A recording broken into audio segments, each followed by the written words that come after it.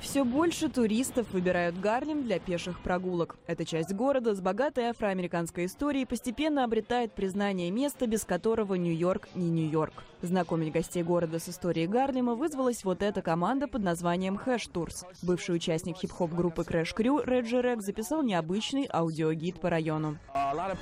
Туристы стали интересоваться Гарлемом, поскольку хотят посмотреть места, которые еще не приелись. Они хотят познакомиться с настоящей жизнью города, они хотят увидеть Нью-Йорк.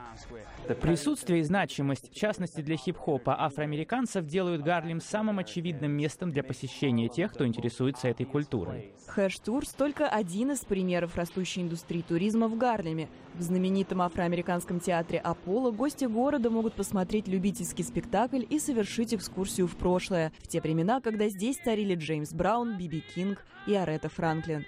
А что с безопасностью? Ситуация меняется к лучшему. Все меня пугали предубеждениями. О, не надо ходить в Гарлем, там страшно. И я была совершенно удивлена, когда приехала сюда. Здесь совсем не опасно. Когда я росла, это место считалось очень криминальным.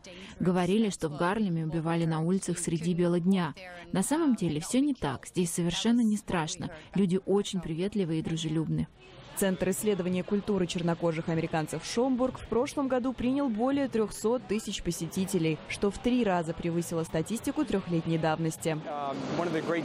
Одна из глобальных тенденций в организации путешествий сегодня – это упор на новый опыт.